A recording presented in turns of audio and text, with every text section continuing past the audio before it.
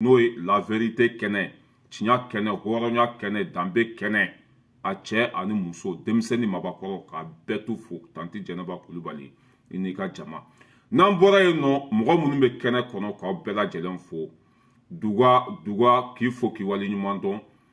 wala ani kante mɔgɔ fɛn fɛn bɛ yan k'aw bɛɛ lajɛlen fo mɔgɔ ma bɔ mɔgɔ la n ye min tɔgɔ fɔ ma min tɔgɔ fɔ en tout cas on est ensemble k'aw bɛɛ tu fo a b'a partager maximum page t'an bolo nin waati in na ne balimaw bi an sigi kun ye mun ye min ye i y'a faamuya b'a la o ni mɔgɔw an bɛ kuma olu kan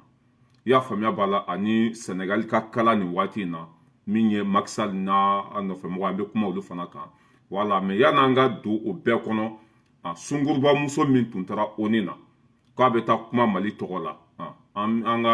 an ka faamaw u taara ɲini a ka so u taara muso ɲini a ka so o ma sɔrɔ yen an ye kunnafoni min sɔrɔ sunguruba muso min tun taara ONU na k'a bɛ taa Mali lagosi i y'a faamuya b'a la k'a bɛ taa tubabuw sago kɛ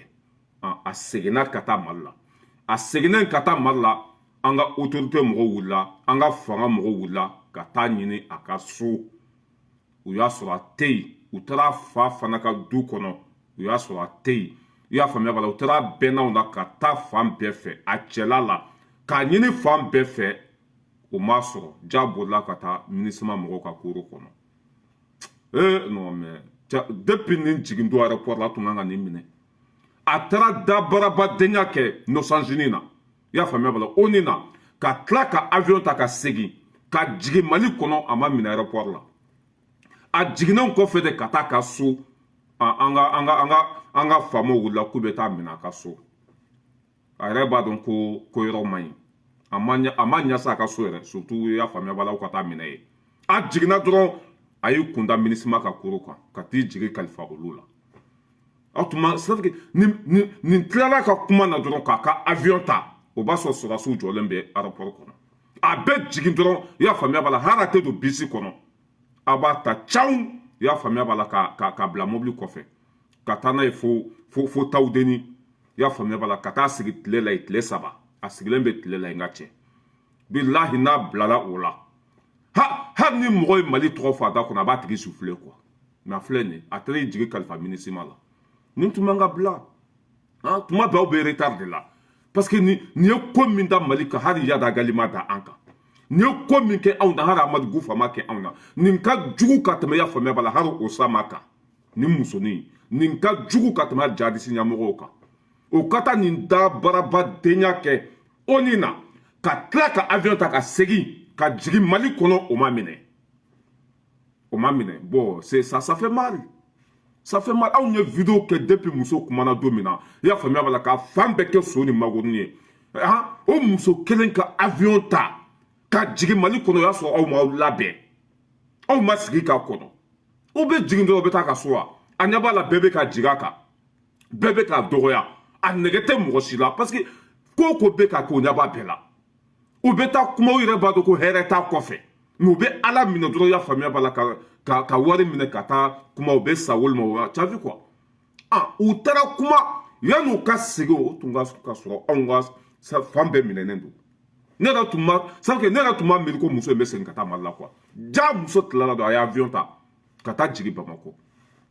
o jiginnen Bamako a ma minɛ aéroport la o kɔfɛ de an ka policiers n'an ka sɔrɔdasiw i y'a faamuya b'a la force de ordre mɔgɔw wulila ka taa a ka so ka taa a fa ko Mulayi ka taa olu ka so ka taa fan bɛɛ f'u ye hali ɲɛgɛn kɔnɔnaw ka don fan bɛɛ fɛ o y'a sɔrɔ muso tɛ yen muso taara minisima mɔgɔw fɛ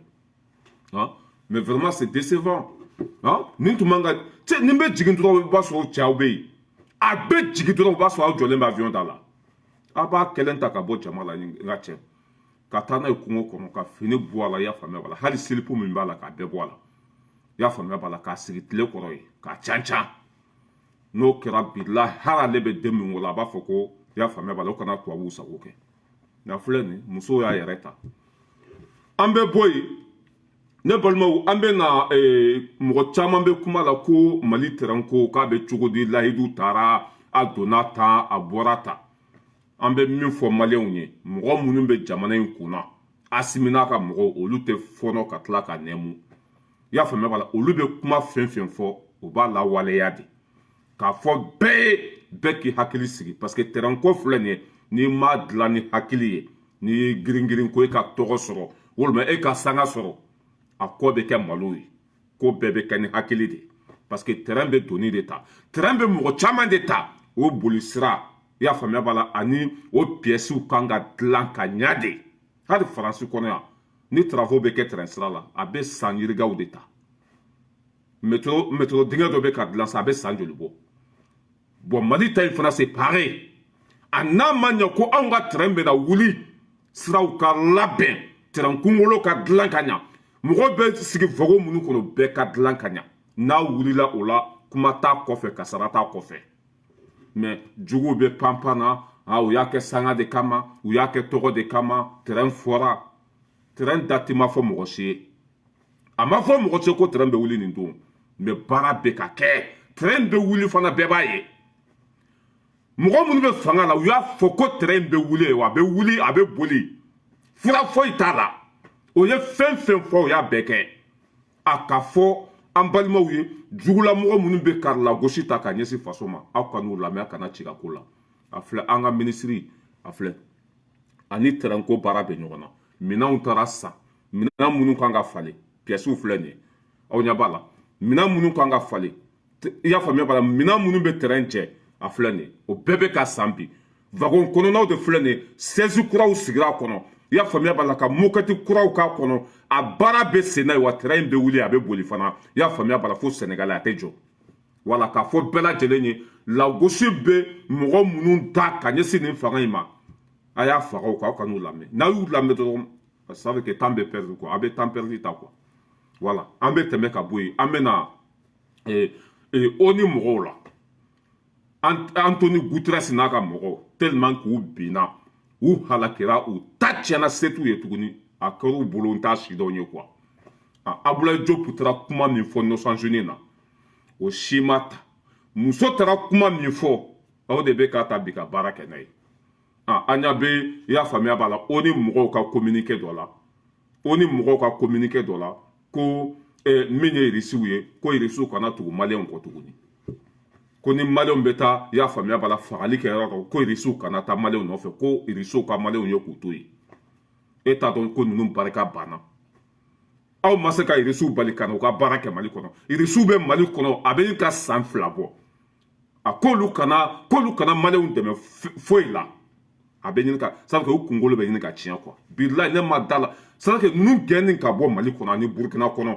fa bɛ ɲini ka don u la quoi o tɛ foyi de kalama c'est à dire que kuma yɛrɛ tɛ o tɛ min fɔ quoi ka t'i jɔ dɔrɔn ka kule walima ka communiquéw sɛbɛn ten u yɛrɛ b'a dɔn k'u kumakan k'a tɛ ciga ci u kumakan tɛ bɔ yan ka telefɔni sɔrɔ olu kɔni bɛ kuma la ten dɔrɔn wulu bɛ kule sugu bɛ jɔ i y'a faamuya b'a la o bɔra k'o communiqué de kɛ ko min ye irisiw ye k'u kana mali dɛmɛ foyi la ko hali ni an ka sɔrɔdasiw bɛ taa jadisiw fagali min kɛ k'u kana tugu ko irisiw kana tugu an ka mɔgɔw kɔ irisiw b'u ka baara la mali kɔnɔ bientôt 2 ans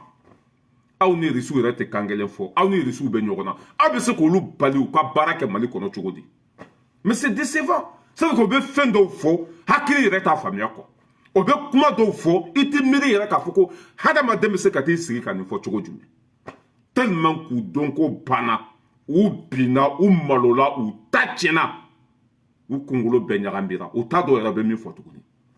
communiqué irisi aw bɛ mali kɔnɔ aw kana mali dɛmɛ foyi la aw kana tugu maliyɛnw kɔ o bɛ fɛn fɛn kɛ a y'u t'u yɛrɛ bolo aw kan'u dɛmɛ mais va te faire foutre walayi ninnu kunkolo tiɲɛna quoi i y'a faamuya b'a la o bɔra o la fana k'olu bɛ taa sɛgɛsɛgɛli kɛ mali kɔnɔ k'a fɔra i y'a faamuya b'a la k'a fɔra ko irisiw bɛ ka bin anw ka musomanninw kan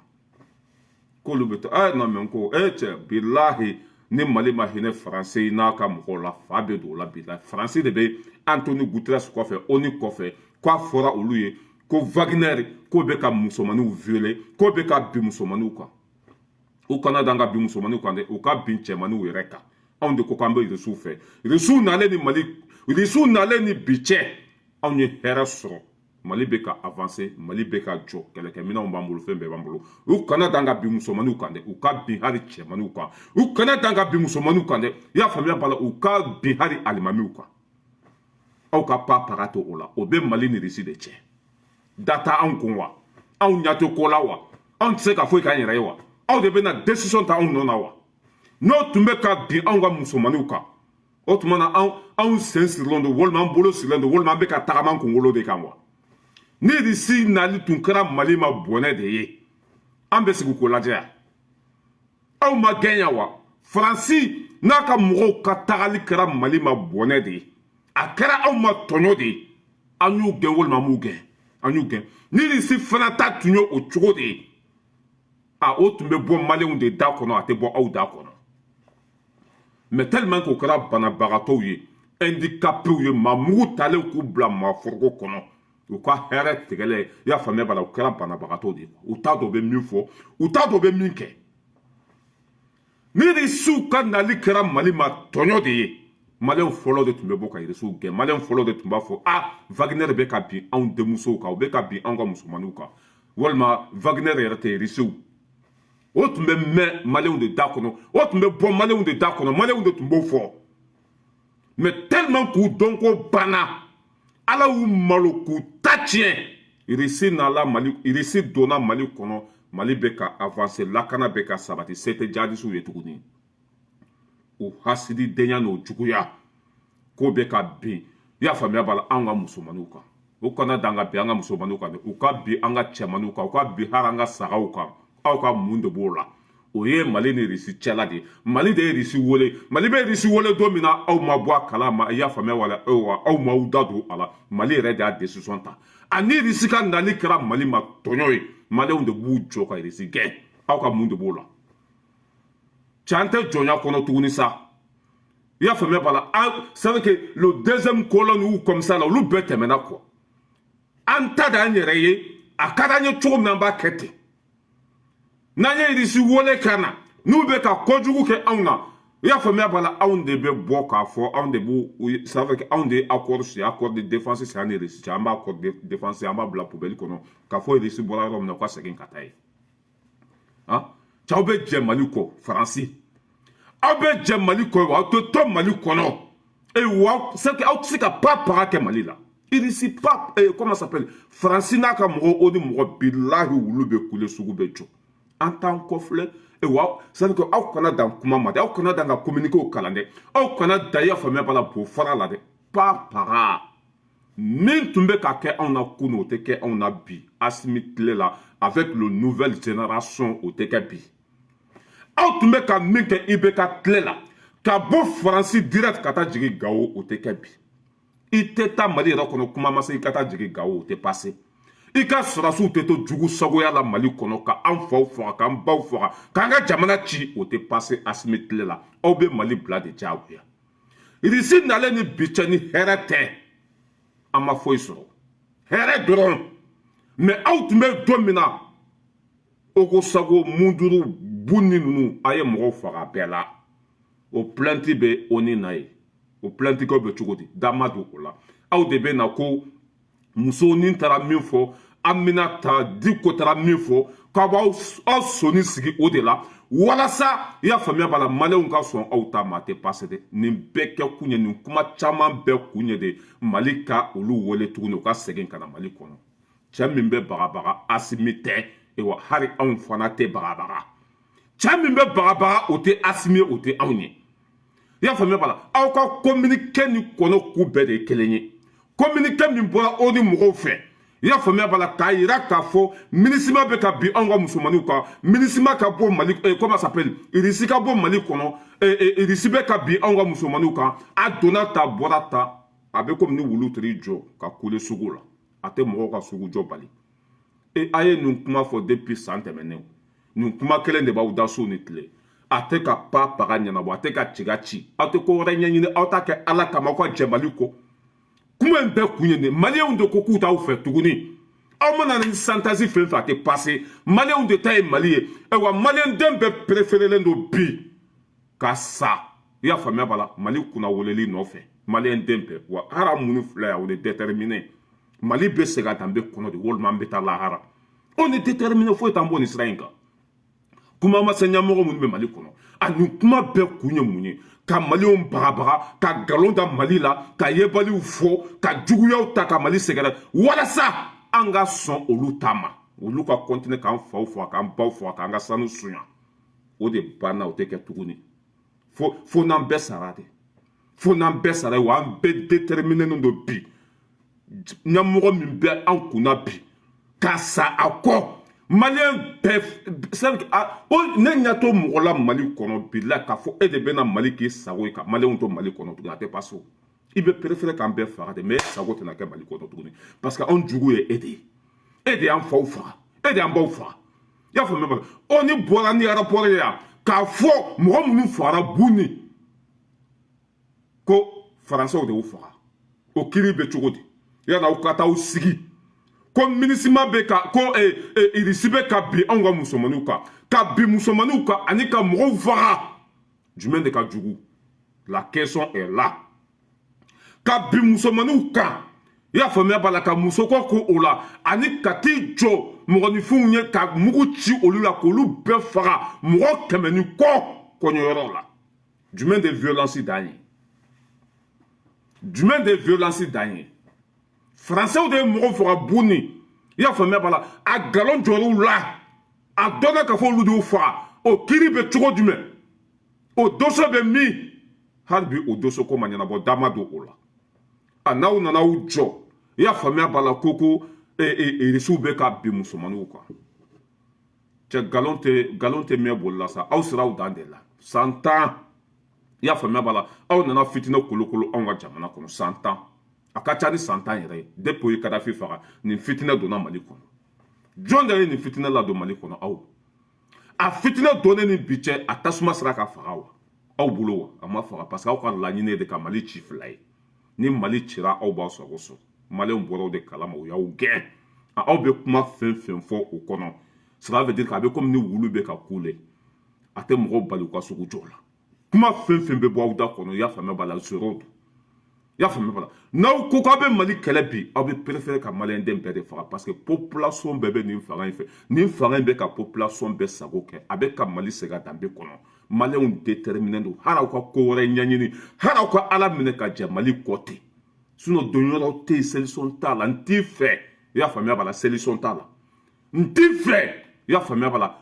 solution tala quoi on ko quand on fait de comment fa na pas fait on ko quand on fait de solution tala ah on connaît dans la communiquer au kede muso ni laga to sunguru ba wulu muso ntramne fo oni na e ko ba soni sigo ka ko ka baraka ni oye malensi kana boy jaka. Et depuis ça, on a signé nous ben kuma kelende la. Ah, Wagner bebe muso kande a karata donata. O yo galon kelende tige Centrafrique. Il sou tene harbi Centrafrique. Centrafrique on tene ka minisma gendo moto. C'est que barka ala yere de nous la bla quoi. Nous ta tchena de sel son tala. Ayu to ka kule nim kana mo si boy jaka. Ah oni benata ninkere, oni bena ninkere, o bena asimi kelede, o bena mali kelede. Para beki hakili sigi komi ngomira na mode wulu be kule sugu becho ko fo bela jele beki hakili sigi parce que ba tombi ya fa meba ni kube se asimima ni kube asimi bwembi malon bébé préféré de Katalahara malon bébé préféré de Kassa c'est le son tala c'est le son fou tala kuma fana bafle ni kube asimi bo placer la bi wallahi malem bébé nindi sayama ate parce que nous disons tourner ça et moi nous tombons boulot il y a famille bala depuis beka clé là en desra ko gain asimi nana anyo lu gain lu te mali kono tourner o lu ka kuma betami mina mo bolo mina nyo ne ba nous se ka mali kele bi fembe nous bolo nda barate ya nous mali ka job face en face au tise mali là francini mali ka job face en face nyen kali ala minka bonga kalima france tise mali là bom jugu bam bolo de be mali bolo Poutine odi ama satan de bambolo France tse ka mali kelebi France mo munu yere ya fa me wala miseli kemedo to mubolo Kadhafi ka keleli duro Kadhafi keleli duro miseli biduru de tirai a to biduru o biduru yere Amerique de taille o tora o biduru yɛrɛ ta Amérique de bolo juru la o ma sara Américain ko k'u kana ci n'u m'u ka wari di ninnu bɛ taa an bɛ da barani dɔrɔn o bɛ cogo min na dɛ walahi kumakan fana bɛ ten de nafa foyi tɛ ninnu na i bɛ ne ni makɔrɔn jɔ ɲɔgɔn kan sisan n b'a bisi y'a faamuya b'a la fa bɛ fiɲɛ bila i bɛ ne na cɛ barika da barani dɔrɔn wa bɛɛ k'i hakili sigi o ni ka communiqué wo a donna ta bɔra ta wulu de bɛ ka kule a bɛ komi n'i ye denmisɛnnin bugɔ ni se t'a ye n ka ca a bɛ t'i jɔ dɔrɔn k'i nɛni surtout ninnu ta o dɔrɔn de n'i ye denmisɛnnin k'u tigɛ se foyi t'a ye ni nɛni ni fɛn ninnu ta tɔ kɛra o de donc o b'a fɔ Assimi ma ko la zante fu laban nana fɔ le président malien donc o b'a fɔ Burkina ta ma la zante fu laban nana fɔ président a ye ninnu to ka kule san joli o bɛ nin kuma kelen de la o ye nin kuma fɔ depuis salon Wagner bɛ Mali kɔnɔ dɛ o bɛ bi musomanninw de kan dɛ o y'a fɔ centrafricain fana ma dɛ Wagner bɛ yen dɛ o bɛ ka bi muso mais hali bi Russie b'a ka baara la ye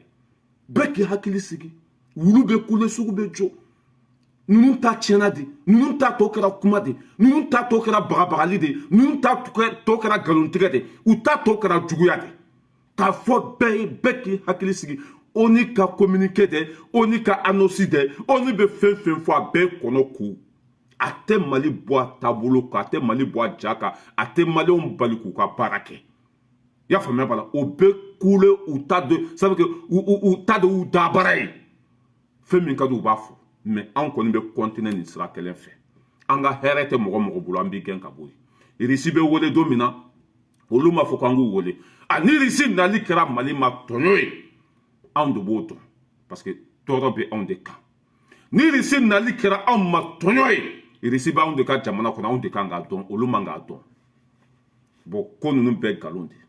Mali y'u gɛn maliyɛnw tigɛr'u la Burkina bɛ n'u gɛn i y'a faamuya b'a la Guinée y'u gɛn Afrique bɛɛ bɛ ka tigɛ o la Ousmane Sonko fana natɔla don o tɛ fɛ o de ka kɛ nkalon bɛ tigɛ Mali de y'a daminɛ n'an ma solution ɲini Mali ko la olu bɛna lebu fan bɛɛ fɛ u tɛgɛ bɛna bɔ Afrique bɛɛ bolo o stratégie n'o fɛn o tɛ passé o tɛ passé musonin min taara kuma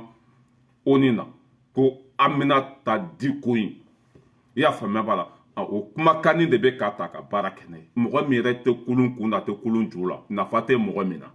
ani ONU taara o tigi kumakan de ta o yɛrɛ ye mɔgɔ min dilan u yɛrɛ ka ko labɛnnen ko bɛ kuma ni o de ye maliyɛnw kan ko bɛ i y'a faamuya b'a la misiri ta ni o de ye aw bolo kɛra aw yɛrɛ kala ye Mali bɛ jɔ de fura foyi t'a la voilà 100 ans Faransi b'an bolo ni tɔɲɔ tɛ foyi 100 ans Faransi b'an bolo ni jolibɔn tɛ foyi 100 ans Faransi bɛ yen i y'a faamuya b'a la ni ka jadisiw dɛmɛ ni kɛlɛkɛminɛn ye an ma foyi sɔrɔ i y'a faamuya b'a la n'i y'u tɔgɔ fɔ i ka video kɔnɔ dɛ i ɲɛ tɛ n ka page la depuis semaine tɛmɛnen n bɛ k'u tɔgɔ fɔ an bɛ ka muso in gosi i ɲɛ t'a la u b'i ka page u b'a minɛ de pewu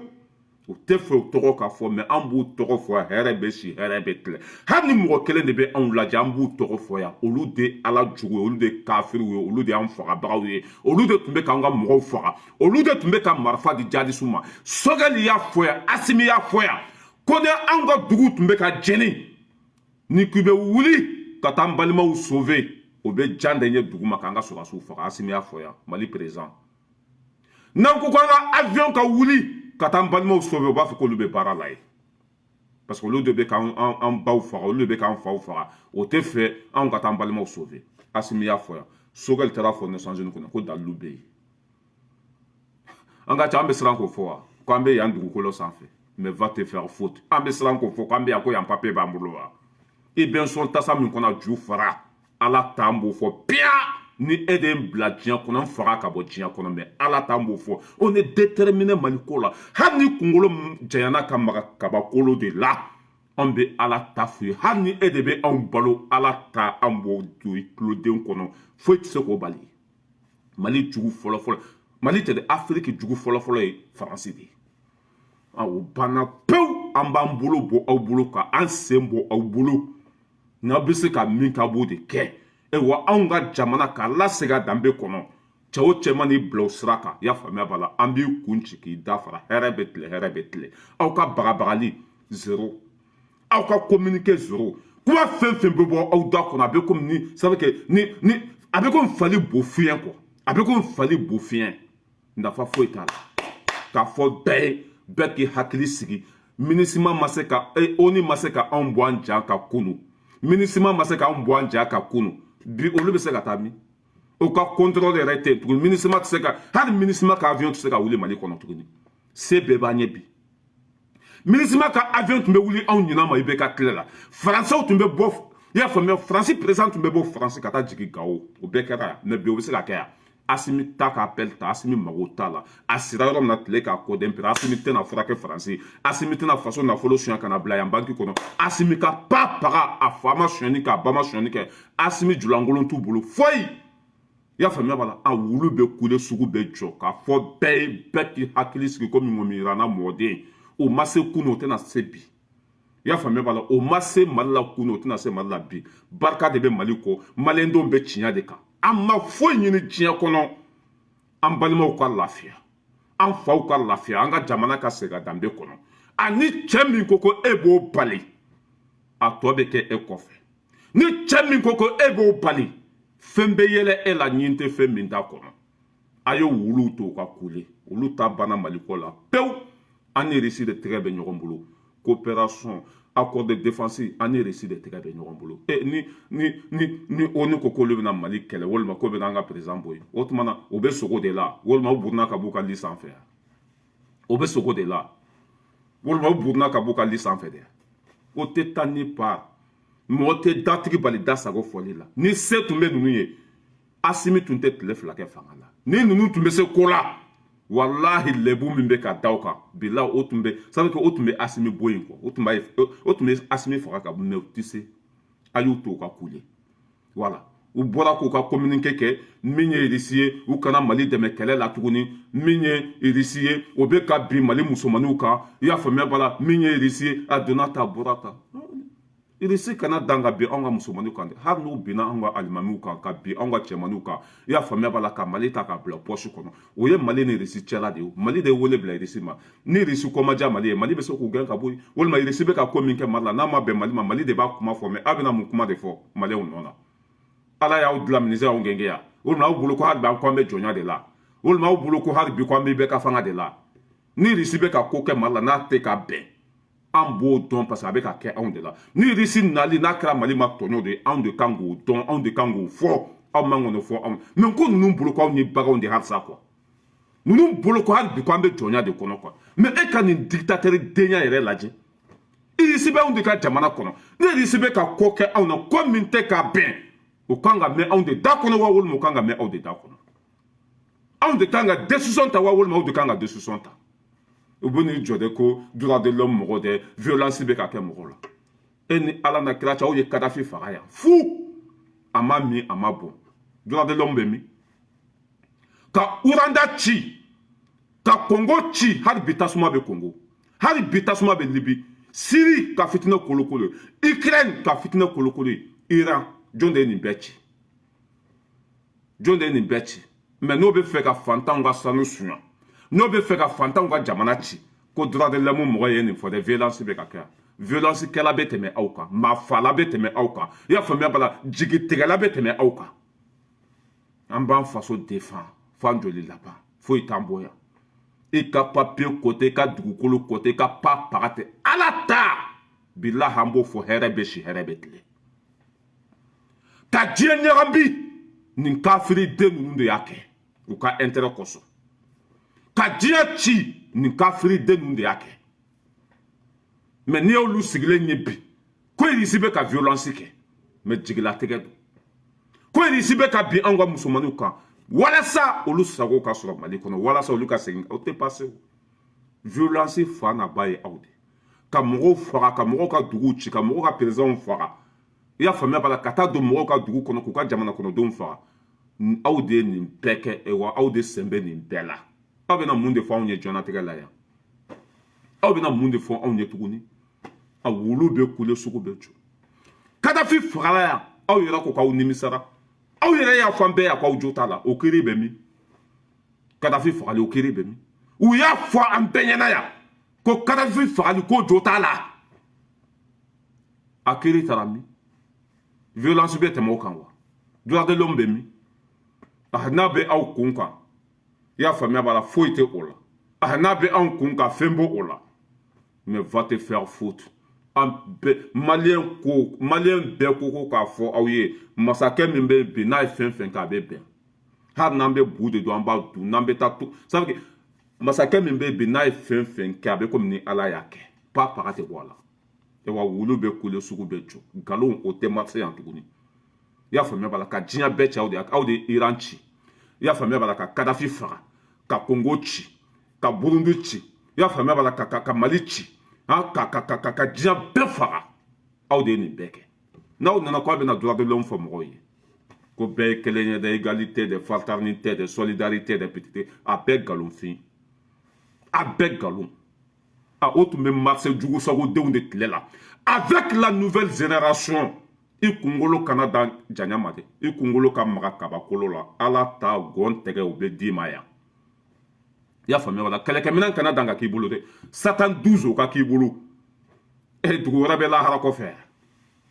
i siranna i bɛ sa i ma sira i bɛ sa dugu foyi tɛ lahara kɔfɛ anw bɛ faransi kɔnɔ yan an bɛ tiɲɛ fɔ kafetigi ka buru jala ɲimi i bɛ sɔn tasa min kɔnɔ a ju sɔgɔ i ye papiye min di yan n'a ka di ye a minɛ mais anw jugu fɔlɔ-fɔlɔ ye aw de ye mɔgɔw faga bu ni aw de tun bɛ ka minɛn di jihadisiw ma i y'a faamuya b'a la aw de nana ni nin jihadisiko kɛlɛ ye Mali kɔnɔ munna sanu min bɛ anw bolo walasa aw k'a bɛɛ suɲa jama min bɛ k'a bɛɛ suɲa ka Kidali kɛ aw ta ye ka Gawo kɛ aw ta ye ka Moti kɛ aw ta ye parce que ni siraw c'est que baara caman bɛ se ka kɛ hali ni sanu tɛ c'est que yɔrɔ dɔw bɛ zone dɔw bɛ Mali kɔnɔ n'i ye yen sɔrɔ i ka satellite ɲɔgɔn tɛ diɲɛ kɔnɔ Kidali enfin yɔrɔ dɔw bɛ yen nɔ n'i y'olu yɔrɔ ninnu sɔrɔ ça veut dire i ka satellite bɛ fɛn min ye diɲɛ satellite si t'a ye u mago b'an ka dugukolo yɛrɛ de la mais u t'an ka dugukolo sɔrɔ fo k'u k'an bɛɛ faga fo k'u ka fitinɛ wuli ye kuma fa na ba filɛ mais o tɛ marché anw bɛɛ bɛ taa lahara de n'an bɛɛ sara waati min na a bɛ sɔrɔ k'an ka dugukolo ta mais k'anw to diɲɛ kɔnɔ an b'an yɛrɛ défend walasa an faso bɛ se ka k'an ta ye cogo min na kuma fa na ba filɛ voilà k'o fɔ bɛɛ lajɛlen ye bɛɛ k'i hakili sigi kan foyi t'u da ni manamanakan tɛ kuma fɛn fɛn b'u da kɔnɔ a bɛɛ manamanakan a bɛɛ de wulu bɛ t'i jɔ dɔrɔn ka bo fara a banna mɔgɔ si kana siran mɔgɔ si kana jɔrɔ n'a t'u kɔnɔ ala ka jigin u kɔnɔ n'u bɛ se ka min kɛ u k'a kɛ an ka lafiya ni buru b'u bolo ka buru fiyɛ ni satande b'u bolo ka ci anw na mais anw de ko k'an tɛ faransi fɛ an t'u fɛ fana de o tɛ segin ka n'an balolen ɲɛna fo ka diɲɛ dugukolo meleke o tɛ segin bi o tɛ segin sini an t'an tɛgɛ di ɲɔgɔn ma tuguni jamais k'i fagabaga dun k'i jugu dɔn ka tila mais o tuma na danga de b'an kɔ danga de b'an kɔ irisi ka bin anw ka musomanniw kan an b'o fisaya aw ka to anw bolo Mali kɔnɔ ye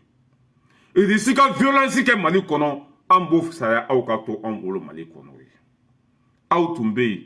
mɔgɔw fagara bu ni aw ye mɔgɔw faga bu ni aw tun bɛ yen nɔ aw ka avion tun bɛ don an ɲinɛ ma ka taa minɛn di jihadisiw ma walasa u k'an baw faga u k'an faw faga violence tɛ tɛmɛ o kan dɛ ka bin musomannin kan ani ka taa mugu jigin jamana kɔnɔdenw kan jumɛn de ka jugu ka tɛmɛ jumɛn kan mɔgɔ faga o de ka jugu ka tɛmɛ i y'a faamuya b'a la ka taa bin musomanninw kan aw ka kuma c'est ça mais ko u donko de banna quoi u dabali banna nafa t'u la tuguni u barika banna u t'a dɔn u bɛ min yɛrɛ kɛ tuguni u bɛ kule la u bɛ panpan na komi tɛnɛni u kuma o kuma u bɛ malo u kuma o kuma u ta bɛ tiɲɛ u mana stratégie fɛn fɛn ta u bɛ maliyɛnw jɔlen sɔrɔ yen u mana bɔ c'est à dire que u mana fɔ k'u bɛ taa sira fɛn fɛn ta o y'a sɔrɔ maliyɛnw déterminé don cogo t'u bolo u dɔnko banna u dabali banna ala bɛ k'u labila ala bɛ k'u malo ala bɛ k'u mankutu tiɲɛ c'est à dire que ni sira danjugu ye tɛmɛyɔrɔ tɛ yen i y'a faamuya b'a la ni sira dandugu tɛmɛyɔrɔ yɛrɛ ninnu siraw dan de la ko ala ko hakɛ de bɛ fɛn bɛɛ la fɛn bɛɛ n'a waati de wa dan waati de bɛ fɛn bɛɛ la ninnu ta kɛra o de depuis Modibo Keyita ninnu tile depuis ala ye diɲɛ da ninnu de bɛ anw kan ka anw manipuler ka anw kɛ u sago ye ala ko k'a waati de banna solution b'o la solution t'a la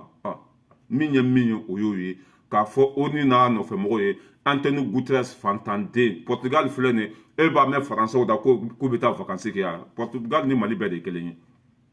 u ɲɔgɔn sa Mali yɛrɛ ka fisa ni Portugal a ko a hakɛ to kuma na fɔ cogo Mali yɛrɛ ka fisa ni Portugal Europe bɛɛ lajɛlen ka fantan jamana o ye ne yɛrɛ m'a mɛn ko mɔgɔ bɛ taa tunga la ye walima mɔgɔ bɛ taa vacances la ye yen ni Afrique bɛɛ de ye kelen ye mɔgɔ tɛ taa ye mɔgɔ ka sira t'o la Europe de b'u dɛmɛ hali sira min b'u bolo Europe de bɛ wari d'u ma o tɛ se ka Portugal tɛ se ka poyi olu ka ɲɛmɔgɔ min bɛ ONU na ye a bɛ komi ɲɛmɔgɔ yɛrɛ tɛ sa maa mugu talen ka bila maaforoko kɔnɔ ale bɛ manipuler de Antonio Guterres nafa b'o la fantanden sigilen bɛ yen nɔ ni da jɛngɛnen ni kunkolo jɛngɛnen ninnu an ka sirabaw la aw bɛ bo fara ka dɛsɛ Mali bɛ avancer an bɛ tɛmɛ ka bɔ yen nafa t'olu la ne balimaw baara ɲuman kɔ lafiya don Afrique ɲɛmɔgɔ jugu minnu bɛ fanga la n'u kɛra saga ye ka kɛ ba n'a ku ye ka kɛ wulu ye ka tugu Faransi kɔ ni Faransi ko k'u bodu u b'u bodu ni Faransi ko k'u balimaw faga u b'a faga o ban waati de sera président jugu u bɛɛ bɛ ka taa kelen kelen génération kuraw de bɛ ka na génération minnu bɛ se k'u ɲɛ jɔ Faransi ɲɛna o génération ninnu de bɛ ka na Macky Sall tagatɔ don Ousmane Sonko o natɔla don mais komi tatiɲɛ bɛ ɲini ka se Macky Sall ma a bɛ k'i sinsin i y'a faamuya bala troisième comment ça s'appelle a bɛ fɛ ka troisième fɛn kɛ quoi a bɛ fɛ ka kɛ candidat ye tuguni quoi or que o tɛ marché Sénégal Ousmane Sonko yɛrɛ Macky Sall yɛrɛ b'o de ko tɛ passé troisième mandat tɛ passé tuguni Sénégal tɛ a bɛ se ka kɛ Côte d'Ivoire de mais a tɛ kɛ Sénégal au lieu que saga in ka bɔ daba fɛ saga in ka hakili sɔrɔ i ye san 10 kɛ jamana kunna ça suffit i k'i ka minɛnw cɛ i ka bɔ pouvoir la i ka taa ala i ka bɔ daba fɛ billahi n'i yɛrɛ to ninnu bolo Mali b'a kɔfɛ n'i yɛrɛ to Faransi bolo Mali b'a kɔfɛ parce que Faransi bɛ se ka mɔgɔ manipuler hali n'i ye san 100 kɛ pouvoir la o t'a fɔ ma ko kojugu o t'a fɔ ko dictateur o t'a fɔ ko ye sariya sɔsɔ mais ko an ye tubabuw dɔn de an ye tubabuw dɔn fo k'u dɔnna kari o bɛ fɛ Macky Sall ka troisième mandat de kɛ a tɛ passer Sénégal kɔnɔ wallahi billahi n ye n kali ala la ala min ka bon n ka kali ma troisième mandat tɛ passer Sénégal a tɛ passer Sénégalais pɛrɛlen don ka sa o ka fisa Macky Sall k'olu mara tuguni billahi a tɛ passer wa jama min bɛ Ousmane Sonko kɔ billahi ni Macky Sall y'a kɔrɔbɔ a bɛ taa laharakaw de mara Sénégal tɛ Macky Sall lajɛ tellement que hakilina wɛrɛ b'a la ka ɲɛsin Sénégalais ma a bɛ fɛ ka troisième mandat kɛ Sénégal constitution tɛ sɔn Sénégalais tɛ sɔn Macky Sall bɛ ɲini ka kɛ samiya bo ye Sénégal kɔnɔ samiya bo a y'a lajɛ dɛ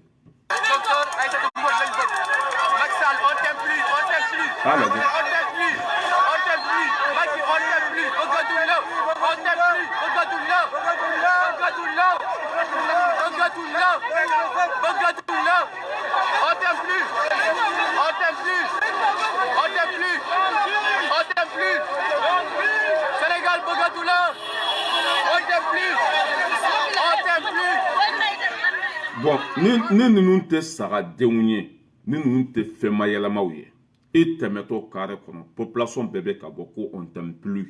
an t'i fɛ tuguni ne bolo i kan ka hakili sɔrɔ ka fanga bila ten i ka mandat bantɔla min filɛ nin n'a banna yan'a ka ban yɛrɛ Macky Sall kan ka bɔ de bi k'a fɔ ko n'ale ka mandat banna o y'a bannen ale tɛ troisième mandat ɲini tuguni n'o kɛra i bɛ bɔ daba fɛ mais ni k'i b'a karaba ka troisième mandat cɛ billahi fɛn bɛ yɛlɛ e la ɲin tɛ fɛn min t'a kɔnɔ troisième mandat a tɛ maga Sénégalais Sénégalais bɛɛ kumunen don Sénégalais bɛɛ ka kabakurun de b'a tɛgɛ kɔnɔ n'u sigilen don Sénégalais bɛɛ ka marteau b'a tɛgɛ kɔnɔ Sénégalais bɛɛ danna ka bese u bɛ wuli n'u ka bese ye ka 2024 kɔnɔ 2024 billahi wɔlɔfɔ bɛɛ sigilen don ka Macky Sall kɔnɔ n'a ko k'a b'a kɔrɔbɔ k'a bɛ troisième mandat ɲini billahi mɔgɔ ma ko kiyama kana kɔrɔbɔ mais ko Afrique ɲɛmɔgɔ de ye bagaw ye quoi billahi olu kɔni bɛ Faransi kɔ ten dɔrɔn ka Macky Sall to Sénégal Faransi tɛ gɛn ka bɔ Faransi sago de bɛ kɛ yen hali ni Macky Sall sara fanga la a b'olu arranger parce que c'est ça wa Macky Sall billahi Macky Sall mais tubabuw dun b'a pousser dɛ u b'a pousser a ka to yen mais Mali b'a kɔfɛ tubabuw b'a pousser a ka to yen billahi mais a bɛ kogo ta billahi ɲɛ kali ala la a bɛ kogo ta an ka belebele in lamɛn Ousmane Sonko an ka Ousmane Sonko lamɛn. Disons à ces partenaires là de tenir un langage de vérité à Macky Sall et à son régime qu'il ne peut pas réussir le pari qu'il s'est fixé, qu'il ne peut pas avoir un troisième mandat dans ce pays. Ouais. Le Sénégal n'est pas la Côte d'Ivoire, le Sénégal ne l'acceptera pas. Qu'il ne peut pas effacer des réalités politiques dans ce pays. Autant on lui connaît qu'il est une réalité politique, autant il a en face de lui des réalités politiques, sinon aussi plus fortes, du moins aussi fortes. Il ne peut pas les effacer en instrumentalisant encore une fois la justice. Le seul problème de ce pays désormais, ce n'est pas l'antagonisme entre les partis politiques, mais c'est la justice sénégalaise. Voilà, ayo kuma me, wara bora ka kuma Ousmane Sonko. Quoi kana korbo ko Sénégal te Côte d'Ivoire. Troisième mandat quoi t'est passé. Na ko ka be troisième mandat ni Sénégalais. Bila ko be ta tonya fo la rate passe quoi kana korbo. Quoi kana korbo. Ni kuma dunya tinya de. Ni kuma bila tando kelentaje. Ousmane Sonko bora ka ala ta fo Maxal ni ala bi fe. Billahi ni kungolo be barake ni dara here de kama. Wallahi ka doni jigi. Billahi a wasaratan quoi. Santa pouvoir là. Ni banabarato ni handicapé te kan gata mituguni. Mo munu be ke e pousser olu do ye sanduru de ke. O mateme sanduru quoi. 5 ans et Sarkozy o de ke. François Hollande o de ke. Macron yere o sigrate parce que mo côté ah, olu sanduru santa o te temoka. Ebe santa ko be tlaka sambi saba même ça me oublie passer tout de même. O te passé. Olu be ka Cameroun nous de Paul Biya nous ani Gaboni o te passé Sénégalais. Ah et donner djigi Ousmane Sonko bora ka min fo billahi na ya so be la delikame. Na ya so ala ida kuna jakama. Na ya so dangati ko. Wallahi kanga bote pisisa. Ka fo troisième mandat e magota la bi e magota la chini ewa min ka di Sénégalais on ye e bo mais ni ko be ni Macron ni ko be pousser ki ka ke ngati billahi be boni fenêtre wallahi nyen kali alala billahi e de la ka Ousmane Sonko mina ki ba do kaso la ka toro tien ka mankutu tien ko abina musomanika wala sa ka dossier nogo mo ka balai ka to pouvoir la o ko kera chogodi o ko la bana chogodi dinya be la kali had ba be fo tariko la iya mina domina ya bla odum ni ka justice ya mina domina odum ba ya bla itabla che ni billahi ni fanga bla wati la ibe to Sénégali kono ki ka wari suene nunu du ya famia balaka mais ne de ko ki ba fenge billahi be ta tunga la ko mbobo si se be tunga la chogo billahi ni ki ba karaba ibe ta tunga la troisième mandat c'est trop à toute constitution française kono mais tellement que nous ala jugu ye kafiru ebe français nous me ka foko droit mais au teni mais au leveni joko il receive mais ni des violences ni des coups d'état mais luka intérêt ben na te ko jugu ye fin bo lu arrange te ko jugu ha no ye galonde hein au be passé hein ma kurambeta et Gabon présente à Katanaï. A tse ka sebeni ka to ko kala ma foyi mais be kuma do ata kono ka fin dossier trou do ka no la ka foka sona ni maka so ma so ma parce que luka era bola et toi bouye Afrique beki jo comme Mali jora chugum Afrique beki jo comme Burkina jora chugum Afrique beki jo comme Sénégal jora chugum an bekanjo jugu sago nunu ka hakilna kanata an fetuguni jugu sago nunu ka laɲini kana passe an fɛ tuguni jugu sago nunu fɛlɛ min tun b'u kɔnɔ kunu ka ɲɛsin an ma o ka danni ma a kana passe tuguni voilà o de bɛ n bolo k'a fɔ n bɛ bɔ vidéo la yan n y'a fɔ aw y'a b'a partager n'i y'u tɔgɔ fɔ dɔrɔn page ninnu bɛ minɛ de mais an bɛ continuer k'u tɔgɔ fɔ an t'o bila de voilà an bɛ continuer k'u tɔgɔ fɔ an t'o bila Mali jugu fɔlɔfɔlɔ Faransi don Afrique jugu fɔlɔfɔlɔ Faransi don guerre fɛn fɛn bɛ diɲɛ kɔnɔ Faransi ni Amérique de y'a guerre bɛɛ provoquer i y'a faamuya bala jadisugo kɛlɛ min bɛ diɲɛ kɔnɔ Faransi ni Amérique de nɔ don n'olu ma fitinɛ kolokolo aw ka jamana kɔnɔ o tɛ se k'aw bololafɛn sɔrɔ o bɛ taa kɛlɛ de wuli ye walasa k'u t'u yɛrɛ kɛ tasuma fagabaga ye mais o tasuma fagali sen fɛ o bɛ profiter k'a ka dugu ci k'a ka dugu jeni k'a ka nafolow suɲɛ an kununa ka bɔ sunɔgɔ la an bɛ 20e siècle de kɔnɔ an y'a dɔn bi k'aw de y'an jugu fɔlɔfɔlɔ ye aw tɛna gɛrɛ anw na tuguni i y'a faamuya bala mɔgɔ jugu n'o kɛra ladiyabaga ye i ma tila fɔlɔ aw tɛ se ka kɛ anw ladiyabaga ye voilà k'a fɔ faransi n'a ka mɔgɔw ye k'u k'u ka kasa ani ka minɛnw cɛ ka bɔ anw bolo bagabagali o t'an bɔ nin sira kan tapasi t'an bɔ nin sira kan nkalontigɛ o t'an bɔ nin sira kan i y'a faamuya bala hali ni irisi bɛ ka bin anw denmusow de kan an b'o perefere ka tɛmɛ aw ka to anw fɛ yen nɔ hali ni irisi bɛ k'an ka sanu de bɔ an b'o perefere ka tɛmɛ aw ka to anw fɛ yen nɔ parce que irisi nali kɛra anw ma hɛrɛ ye an bɛ se ka wuli bi bamako ka taa kidali 2 secondes u ye avion d'a ma ka fɛn bɛɛ d'a ma aw tun bɛ yen don min na anw ye mun sɔrɔ aw bolo foyi hali nɛgɛso an ma di an ka sɔrɔsiw ma hali marifa ka di an ka sɔrɔsiw ma ayi an bɛ ka fɛn bɛɛ sɔrɔ irisi tile la ka an jugulamɔgɔw kɛlɛ mɔgɔ minnu bɛ k'an fana baw faga k'olu kɛlɛ an bɛ irisi bila cogo jumɛn k'aw ta an bɛ irisi bila cogo jumɛn k'aw ta irisi tɛ bila bi ka aw ta a ye ko wɛrɛ ɲɛɲini mali ko ko u tɛ aw fɛ o ma se kɛlɛ ma o ma se nkalontigɛ ma o ma se juguya ma a ye batimaba minnu jɔ yan ka metro minnu dilan yan ka terrain minnu dilan yan ani a ye sanu minnu suɲɛ afiriki a y'aw jigi da olu kan ten sa aw ka baara kɛ ni olu ye ni o y'aw bɔ salamu n'a m'aw bɔ a ye solution wɛrɛ ɲɛɲini k'aw ka jamanaw développer ni o ye mais aw ka jamanaw tɛ développer ni anw ka ressources ye tuguni o banna pewu kuma fa filɛ a ba filɛ anw min yɛrɛ mago b'an ka ressources la an mago b'an ka jamanaw développement la an mago b'an denw ka baara la an mago b'an denw ka siniɲɛsigi la an mago bɛ an ka jamana ka basigi la o de bɛ anw kun na jamana bɛɛ b'i ka intérêt de défend komi Asimi y'a fɔ cogo min na kuma fa n'a ba filɛ mais ka nkalonbaw tigɛ ka mɔgɔw dilan u ka taa sigi Nations Unies la Mali y'a don ta Mali y'a bɔ ta nin si tɛ passé nin bɛɛ dɛsɛ yɛrɛ de ni mɔgɔ dɛsɛra de i bɛ nin ko sugu ninnu kɛ ni mɔgɔ dɛsɛra de i bɛ nkalon tigɛ ni mɔgɔ dɛsɛra de i bɛ juguya ta ka mɔgɔ sɛgɛrɛ o si tɛ passé tuguni Mali ye kulu de i binna kan a b'i sen kari a binni kan a b'i bo tigɛ kuma fa n'a ba filɛ hakɛto bɛ kuma kɔnɔ wasalamu ala ka barika don Mali la ala ka barika don Afiriki la ala ka Afiriki président bɛɛ kɛ komi Asimi ɲɔgɔn n'an m'an jɔ bilahi an tɛ hɛrɛ sɔrɔ saya ka fisa ni malo ye an ka perefere ka sa o ka fisa k'a fɔ ko ninnu de siranna i y'a faamuya ba la ninnu de tile la tubabuw ye nin kɛ ninnu de tile la Afiriki tun bɛ taa ninnu de tile la Mali tun bɛ taa ninnu de tile la non o tɛ kɛ anw tile la a bɛ fɔ anw tile de la ras bala yira Asimi Goyita ninnu ani Videomani hɔrɔn bɛɛ k'olu de y'u nin di u bɛ sa walima u bɛ balo Mali bɛ segin a ka yɛrɛma hɔrɔnya n'a ka danbe kɔnɔ a bɛ fɔ anw denw de bɛ n'o fɔ ninnu tile la u y'u jɔ ka faso défend ka faso segin a danbe kɔnɔ o bɛ fɔ anw de kɔfɛ a tɛ fɔ anw kɔfɛ i y'a faamuya b'a la ko Ogosago cira walima Munduru cira walima Macron tun bɛ bɔ i y'a faamuya b'a la Faransi ka taa jigin Gao o bɛ fɔ IBK de kɔfɛ o tɛ fɔ anw kɔfɛ